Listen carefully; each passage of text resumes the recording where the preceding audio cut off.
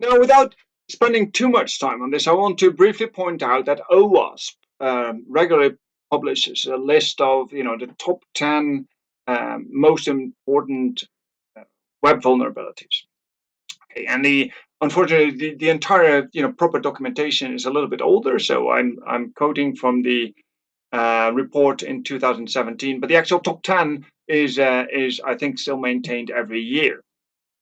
Okay, but the graphs that we'll look at I think are not available for later years. Anyway, it doesn't matter so much because there's not so much change in these vulnerabilities. There's not a lot of development, and I just want to point out that we actually cover quite a few of those, right? So the injection attacks we've seen, we've looked at misconfigurations, we've looked at authentication, cross-site scripting. Sensitive data exposure has to do with using APIs that may lead to for instance, data not being shipped in an or stored in encrypted form and so on. We're still going to look at deserialization.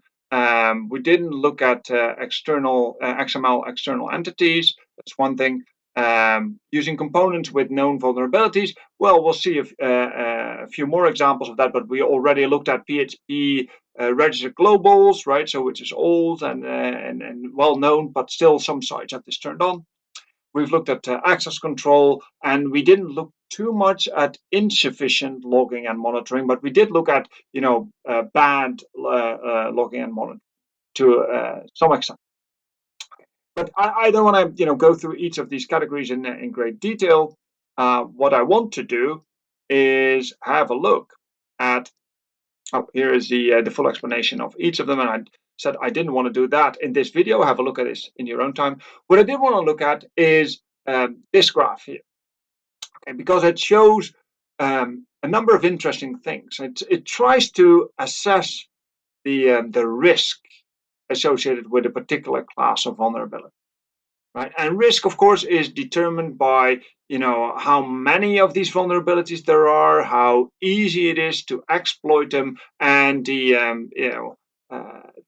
consequences. Okay, so we see, for instance, that let's see, cross-site scripting is generally really easily exploitable, okay? Quite widespread still, relatively easy to detect also, and the impact is moderate. So you obtain, cookies potentially, you can obtain sensitive information. Okay. But there are others. Let's see, injections, right? So if you talk about, SQL injection or command injection, relatively easy to exploit if they're available. They're not quite as common as cross-site scripting. They may be relatively easy to detect, but the consequences are typically more severe. So the classification of what is the most important vulnerability to focus your attention on, you only have limited resources, is complicated because it's not just what is the most severe one, but also what is the most likely one to be exploited.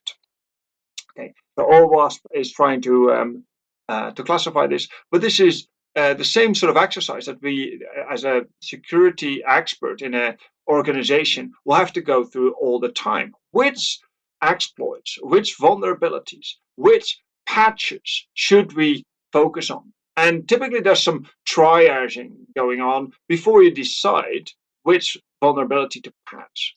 Okay, and that is a timely and costly exercise. And it becomes worse if you actually have to stop your production system just to install the patches. So it's and maybe there are thousands of vulnerabilities out there, and thousands that you could actually patch if there are patches available. Which ones you have to focus on? You have to somehow weigh that in a similar way as what we see here on the slide. How likely is it to happen to us? What are the consequences? How widespread are these things? How difficult are they, etc.